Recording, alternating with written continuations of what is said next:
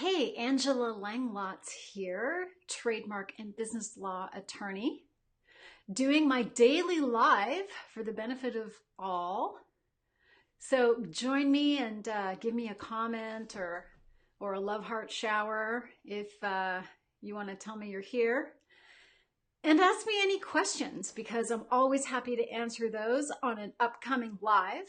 And I really enjoy the participation that I get from everybody.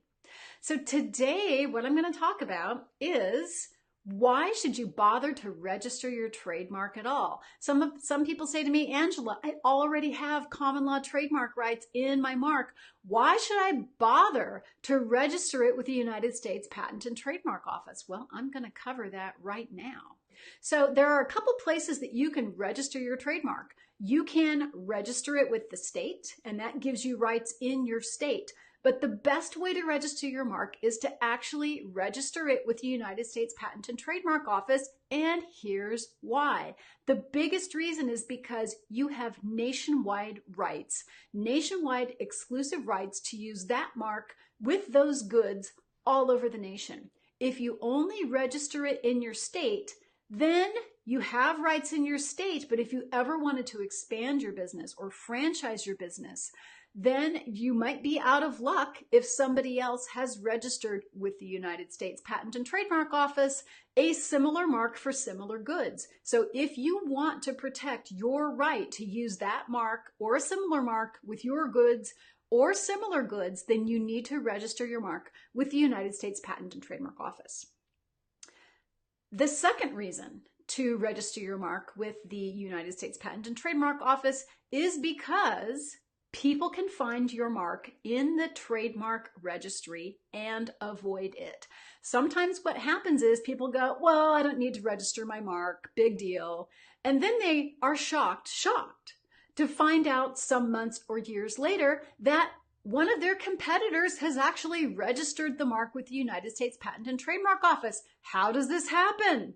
Well, it happens because they looked in the database before they filed, and the trademark examiner looked in the database before the mark was issued as part of the searching process that goes on when you apply to register a mark, and your mark wasn't there. Why? Because you didn't bother to register it. The trademark examiner does not go to the internet and search for your mark. They look in one place, and that is the trademark database for the United States. They don't go looking for state marks. They don't go looking on the internet. If your mark is there, it's not going to be found, and it's very likely that somebody else is going to come along and register something similar, and you are going to be out of luck. The third reason to register with the United States Patent and Trademark Office is because once you do that, your rights are presumed. You are presumed to have started using the mark on the date of first use, at least as early as the date of first use you specified in your application. You are presumed to be the first user of the mark, and you are presumed to have superior rights to that mark. Why have these presumptions? Because it saves you, in the event of litigation later, it saves you the trouble of having to prove certain things.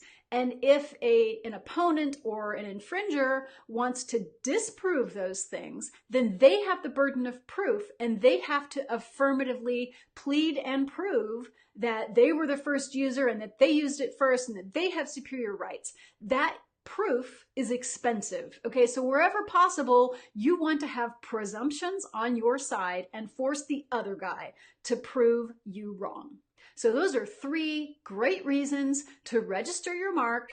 And tomorrow I will tell you three more. For now, this is Angela Langlotz signing off. I'll be back tomorrow, same time, same channel, right here on the internet. And you can ask me any questions, just leave a comment, and I will schedule an answer to your question in an upcoming Facebook Live. And you can also find me online at TrademarkDoctor.net.